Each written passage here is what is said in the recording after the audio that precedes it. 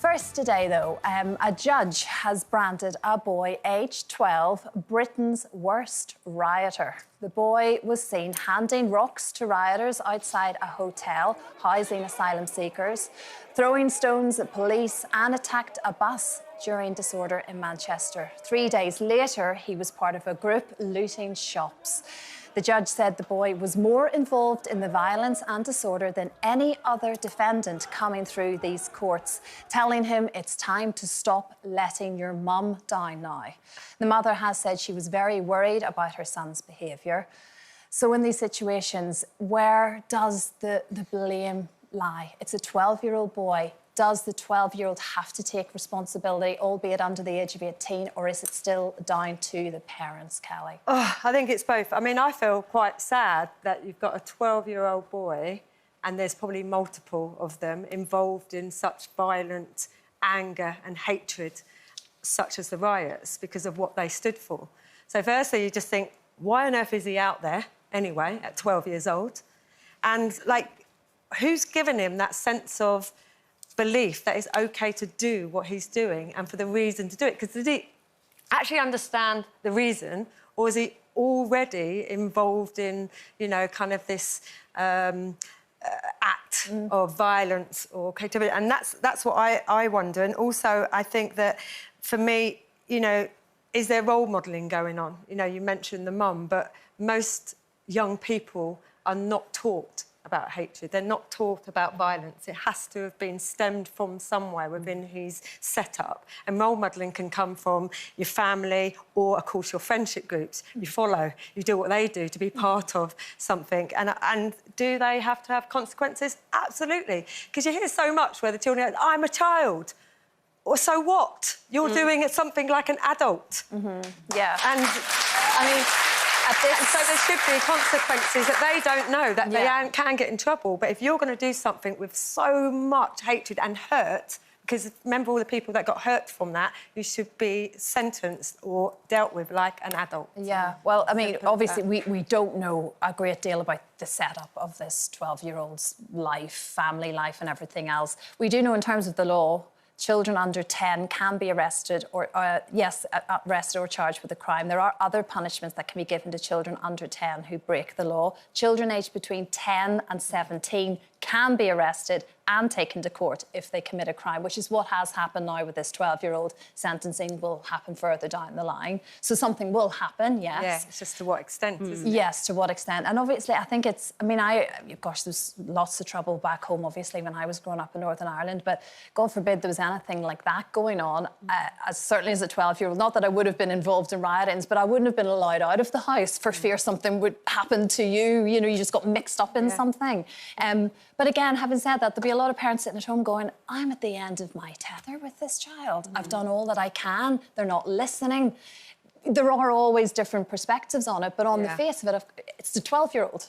Well, yeah, I mean, you know, I kind of remember growing up with the Luton riots, and it was very, very scary. But my family were like, you're not going out. And I kind of, as I was raised in that, I was kind of the same with the kids. If there was you're not going out. And as you said, a 12-year-old being out, thinking it's all cool because his friends are probably there and he's looking at irresponsible adults that are making it even worse. You know, I think, as Kelly said, the consequences aren't there. And when you've got a child saying to the police, I'm a child, but for you to be protesting like that, you know what you're doing. And a 12-year-old, I believe, knows right from wrong. And, you know, I know that there was a big thing with the National Service and, you know, children, but if you're going to be disruptive, you obviously need some discipline. So maybe there's a different national programme that can be made up for these young people so that they can learn about discipline, learn about respect, and just learn about some self-worth for themselves, because maybe that's what it stems from.